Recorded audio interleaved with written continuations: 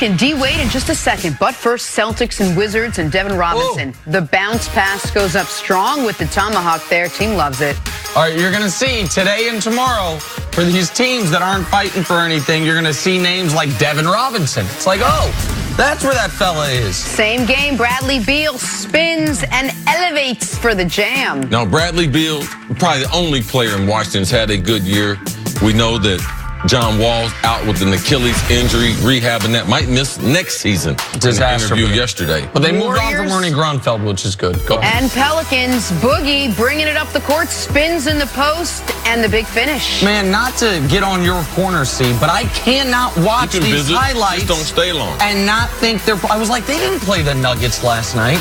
But those are the Pelicans. Yes. Those look like the old school Nuggets jerseys every time I see them. All right, moving on now. Two superstars said goodbye to their fan base last night.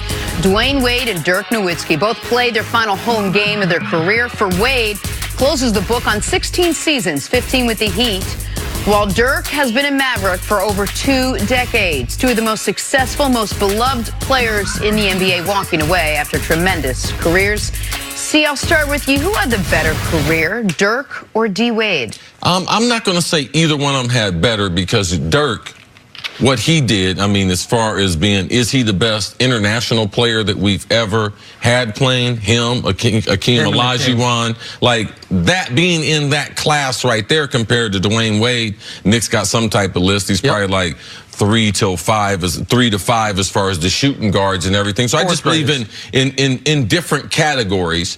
Playing for one organization. Dwyane Wade's, man, I fall down, but I get up more so. Man, Obama has a message for Dwyane Wade. So I just believe in different categories. Tremendous impact on the international basketball world. Man, changing basketball as far as, man, you're going to have a big guy be able to shoot the three and how it affects his NBA defense. That's a style that was adopted and is still prevalent every NBA game that we see. Dwyane Wade's had a special career. Franchise on his back, 3 championships, surrendered some of that franchise to LeBron to show him how to be a champion. And I believe he should get a lot of credit for that, because that takes a certain type of superstar to be able to do that. And I saw Dwyane Wade. I had season tickets for the Heat for most of his career, so it's really not fair me seeing it right there close and personal, but both of them impact on basketball around the world. These are 2 of the 20 greatest players in the history of the sport. And you're right, I have rankings, I have lists.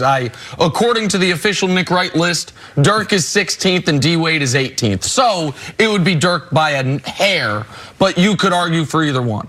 Their legacies, though, are very different, even though they're interconnected. D-Wade, arguably his greatest moment as a pro was the 06 NBA Finals against Dirk's Mavs, where D-Wade had as good of an NBA Finals as anyone has ever had, particularly those final 3 games when he just repeatedly got to the line, when Shaq was not having a great series, when he willed the Miami Heat to a championship, when the other members of that great draft class, LeBron, Bosh, Melo, were struggling to find their first or second playoff series win. D-Wade was a Finals MVP.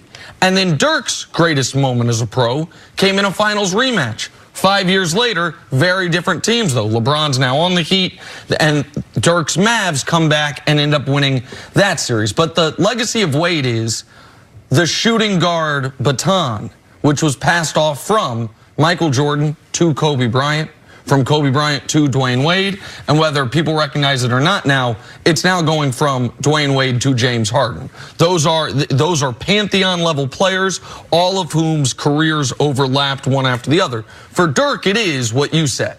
The greatest European-born player ever, the second greatest international player to Akeem Olajuwon, and a guy who invented the stretch 5. We talk about stretch 4s. Dirk invented the stretch 5. This is a 7-footer who was a pure shooter. Last night he topped Michael Jordan, oldest player to ever score 30 points in a game. Great farewell for him with one organization the entirety of his career. And Dirk, I fear, because he hasn't been great the last few years, people have forgotten who he was. Guy won a league MVP well before he won a Finals MVP. Here's the full list of guys who have scored more points than Dirk in NBA history: Michael Jordan, LeBron James, Kobe Bryant, Karl Malone, Kareem Abdul-Jabbar. That's the list. So these are two all-timers, and the league will be worse without them. And not to mention, Luka doesn't get discovered if it's not basically for Dirk. A lot of guys. There's a lot of guys. What Dirk showed you is it's not. You don't have to go to Europe just to get the nice shooter off the bench. That you can get a franchise player from from the European basketball, and that these guys can come in and be instant impact players. Yeah. So when you look at the two of them right here, you said when you walked in this morning you were surprised Dirk wasn't going to play another year. Well, I mean, the way he went about it, because he had never mentioned it. No, Dirk is done playing basketball. I'm glad, but he's been so great. It's one of those kind of things that we grant him that extra year or two, because the truth of the matter is they're better off in the league. It's no different than when Jerry Rice was playing. People were like, why is he playing? Because the joy of the game and the sport is better. Their overall leadership. Dwyane Wade talked about last night how guys deferred to him this year, and he was able to get to know them, get to meet them. And I'm certain that Luka, the impact that Dirk has on him on his rookie year, and if he's able to have that rookie of the year, I guarantee you, behind the scenes, Dirk had a lot to do with him having success and having instant success. And it's the Dallas Mavericks with Dirk and the Mark Cuban connection in a very tough division in the tougher conference went from a team that was, I remember when I was a kid, the Mavs had an 11-win season. They were considered a sad sack franchise. Dirk and Cuban, that partnership made them one of the prestige franchises in this league. The legacy of European players, no doubt, and playing 21 seasons of anything, man. And Dirk, your point was D-Wade called this season his last dance.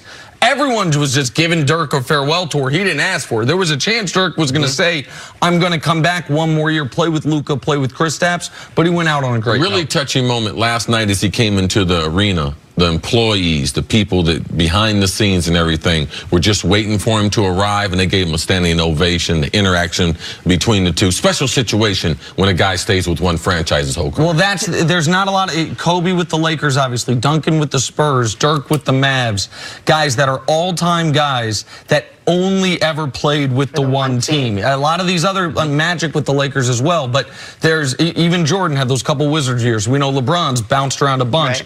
Those guys, 15 plus years, one organization. It's great. Dirk Nowitzki and Dwyane Wade combining for nearly 2,600 games, 4 NBA titles between them. Good stuff as they both step away. Coming up, should LeBron James regret his decision to come to LA in the light of everything that's happened in the last 24 hours? That is next on First Things.